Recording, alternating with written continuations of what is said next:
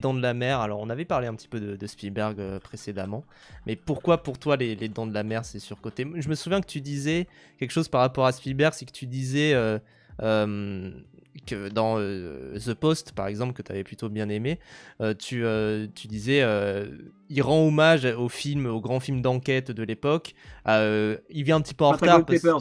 voilà, Ouais, ouais. Pentagon Papers. Il rend hommage aux grands films d'enquête de l'époque, les hommes du président, tout ça, parce que à l'époque, tout le monde en faisait, mais lui, il faisait Jaws, quoi. Donc pourquoi Oui, non, t'as- non, mais en fait, bon, évidemment, c'est un peu de la provocation Oui, sur bien côté sûr. Jaws. Parce qu'en fait, c'est un film comme j'imagine beaucoup de gens du chat ou toi, j'ai vu Oui. 4, 5, 6, 10 fois Jaws. Et c'est un film qui m'ennuie toujours. Euh, et à chaque fois, encore une fois, j'aime pas, on s'en moque, bien, pas bien, c'est pas la question. Steven Spielberg est un cinéaste, on en avait un petit peu parlé, dont je reconnais le talent. Euh, mais qui m'intéresse pas beaucoup, dont Hmm. la vision du monde m'intéresse pas beaucoup. Voilà. Et ça, c'est un truc intéressant à élucider. Et voilà, je me suis souvent posé la question, même devant des films devant lesquels je m'ennuie moins, comme je sais pas, La Guerre des Mondes, ou alors Sugarland Express, Hmm. qui pour moi est peut-être un des films de lui que je préfère, avec évidemment Duel tiré du bouquin de Matheson, Oui. mais Sugarland Express est peut-être un des films que je préfère. Mais le reste, encore une fois, je reconnais complètement l'auteur Steven Spielberg, que je retrouve à chaque fois les mêmes problèmes à chaque fois, Hmm. de mon point de vue. C'est donc que c'est bien le même type qui fait tous ces films-là, et toujours cette espèce d'ennui poli devant un film de Spielberg, où j'ai l'impression toujours d'un cinéaste qui maîtrise parfaitement le langage cinématographique, la mise en scène, l'art de la manipulation. Hmm. Comme disait Hitchcock, hein, Ouais. le cinéma, c'est l'art de manipuler les spectateurs, qui est toujours très sûr de ses coups, de ses effets. Mais cette espèce de sûreté, ce côté un peu glacé, presque mathématique, m'emmerde, Parce que par en d'attraction réalité. aussi, par moment. Mais c'est qu'en fait, je veux dire, je m'ennuie parce que je vois le programme, je vois on pourrait dire je vois l'élève surdoué en fait qui a mis en route tous ces petits théorèmes.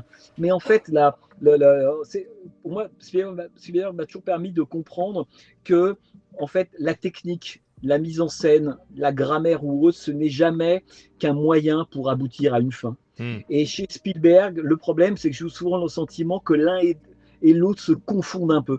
Et moi, si tu veux, cette espèce de maîtrise parfaite, dire, il y en avait d'autres, hein, mais Oui. évidemment, on citait à l'époque des gens comme Hitchcock, il y a comme ça des cinéastes de la maîtrise, De en fait. Palma aussi. De Palma est un cinéaste de la maîtrise, Preminger est un cinéaste de la Hmm. maîtrise, Michael Mann est un cinéaste de la maîtrise, Kubrick est un cinéaste de la maîtrise. Oui. Mais il y a deux choses. C'est que, d'or c'est bien qu'on parle de ça, peut-être qu'on reviendra après sur Jaws plus précisément, mais les grands cinéastes de la maîtrise sont des cinéastes dont la maîtrise est le sujet. Hmm. Oui. Fincher, par exemple, C'est-à-dire, c'est un cinéaste qui est beaucoup dans la méprise, dans la méprise, dans la maîtrise beaucoup, ouais, et en fait, tous ces personnages parlent de ça. voilà. Et là, ça m'intéresse. Hmm. C'est-à-dire qu'on ne peut rien contre le fait d'être un obsédé de la maîtrise. C'est son rapport au monde, un freak Hmm. control. Je comprends très bien ça. Donc voilà, on est un cinéaste de la maîtrise. On veut tout régler. On est Kubrick, on est Mann, on est Preminger, etc., etc. Bon, mais ce qui est très intéressant avec tous ces cinéastes-là, c'est que chez Kubrick, il y a le traitement Ludovico qui fait que le programme déraille. Dans 2001, il y a Al 9000 qui fait que le programme déraille. Hmm. Dans Eyes Wide Shut, il y a le fait qu'un rêve fait que finalement, un rêve, ou peut-être un rêve, ou on ne sait pas, une prémonition de Tom Cruise qui fait que son couple va partir en vrille. Chez Michael Mann, c'est des super professionnels, ils sont très très bons, etc. Mais à la fin, à quoi ça sert? Hmm. C'est quoi le projet de vie d'être très bon dans son métier si on est au bord d'un gouffre existentiel? Et je pourrais comme ça multiplier en fait les exemples, ou alors même y compris dans The Killer de David Fincher, film que je n'aime pas beaucoup par ailleurs, Oui. qui est un film qui s'interroge aussi là-dessus, Oui, ou pareil. comme Zodiac, qui est mon Hmm. film préféré de Fincher. Bon, on voit bien que les grands cinéastes de la maîtrise, en fait, ont fait de la maîtrise ça peut être différents types de maîtrise, d'un savoir-faire, d'une profession, de technologie, de la technique, peu importe. Ils ont fait chez Spielberg, qui est un grand cinéaste de la maîtrise, la maîtrise est jamais en crise. C'est pas son problème. Et je pense que c'est pas un sujet chez lui. Donc on a quoi? On a des films qui sont juste hyper maîtrisés. Mais d'ailleurs, dans ta critique, justement, dans Qualité verte ma vallée que tu as choisi pour Zodiac, tu le compares. Je crois que tu compares Zodiac avec Munich et tu dis c'est un peu l'anti-Munich, quelque part. C'est-à-dire que c'est vrai que Munich, c'est aussi un film, quelque part, qui parle d'une certaine forme de maîtrise qui ne fonctionne pas pour ces soldats-là. Mais c'est vrai que c'est pareil, c'est pas trop un sujet, quoi.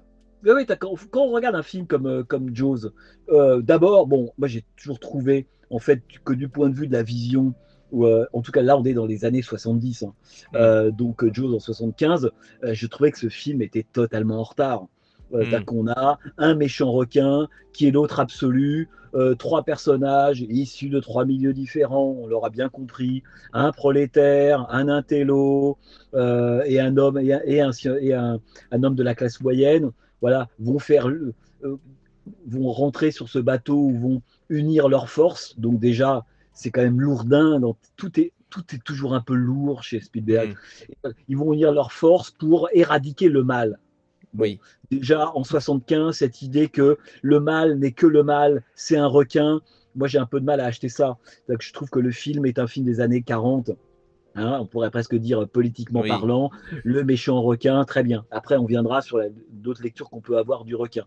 Bon, déjà, ces trois-là, c'est vraiment, c'est écrit au milieu de c'est le nœud sur leur visage, Dreyfus, Roy Scheider et l'autre acteur, à chaque fois j'oublie son nom, à chaque fois aussi. Qui joue le rôle de Quint.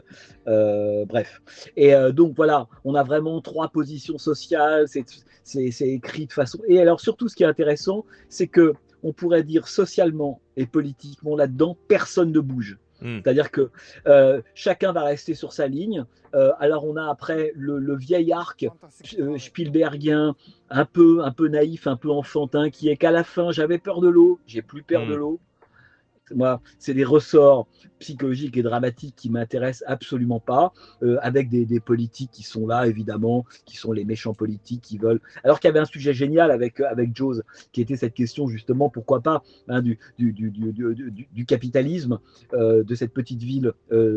Qui, c'est le jour d'indépendance, en plus c'est symbolique, qui indépendamment du risque fait peser sur la ville, le requin veut quand même faire ses festivités pour avoir de l'argent. Il y avait un truc dont ne se saisit pas Spielberg. C'est Spielberg, il arrive là, je dis imaginaire d'enfant de 8 ans, pas bien les politiques, un peu ridicule, laissez-nous faire, nous les 3 hommes, on va s'allier et on va buter le requin qui à la fin explose en 1000 morceaux, et la fête de l'indépendance va pouvoir avoir lieu. Alors évidemment, disons que c'est un film où on a le sentiment que le réel, l'ambiguïté, la déviation ne rentre absolument jamais. Et puis après, il y a plein de problèmes de mise en scène. C'est que Spielberg, en fait, il a envie, et il y avait eu un très beau texte de Bonitzer ou Danet là-dessus, que je donnais toujours à étudier à mes élèves quand j'étais en fac. Ça s'appelle Matière grise, que je conseille à tous ceux qui nous écoutent, Matière grise. Et dans ce texte-là, Danet disait, ou c'est Bonnie, je sais plus, disait, le problème, c'est qu'on... C'est Danet, ça nous dit en chat. Au fond, Spielberg, il veut le beurre et l'argent du beurre. Parce que Spielberg, c'est d'abord un entertainer, et qu'en fait, il va tout sacrifier à cette question de l'entertainment, du divertissement. Et donc, qu'est-ce qu'on a ? On a ouverture du film, plan sur cette femme en train de commencer à se baigner, plan suivant sur le requin en vue subjective en train de monter avec la musique de John Williams et les fameuses de... Et là, on alterne entre les deux. Et Daniel dit, cette alternance de point de vue, elle n'est pas possible moralement. Éthiquement, c'est pas possible. Soit on est du côté de la victime, soit on est du côté du requin. Soit on est du côté de la victime qui a la trouille et qui ne sait pas ce qu'il y a en bas, soit on est du côté du requin et de son désir de bouffer les jambes de la fille. Mais on ne peut pas vouloir le beurre à l'argent du beurre, ou en tout cas on ne peut pas rafler la mise du point de vue de l'affect et d'identification sur les deux terrains. Ça, c'est moralement problématique. Et je trouve ça très intéressant, voilà, évidemment. Et Spielberg, on voit bien qu'il il est toujours du côté du spectacle. Hmm. Hein. Et ça ne m'intéresse pas, les cinéastes qui sont toujours du côté du spectacle, quand par moment il y aurait du réel qui pourrait intervenir, une psychologie de personnage qui n'est pas un peu cousu de fil blanc. Les trois personnages, c'est vraiment des vieux ressorts. Je veux dire, un film pour apprendre à se guérir de la peur de l'eau, on a vu tellement ça au cinéma, Hmm. avec le scientifique qui va gagner un peu en virilité au contact du vieux marin, et puis le Quint qui va peut-être payer, qui va se faire bouffer par le requin, soit de Hakab un peu moderne. Hmm. C'est lourdingue. C'est-à-dire que tout le monde est dans son couloir, personne n'en bouge. Et voilà, moi c'est vraiment Jaws, un film qui m'ennuie dès lors qu'il rentre sur le. J'ai presque sur le sentiment d'avoir presque deux films en un d'ailleurs. Hein. Et puis il y a le côté après, que je dirais conservateur. Ça m'est Ouais. égal que Spielberg soit que fasse des films de conservateur. Honnêtement, je m'en fous.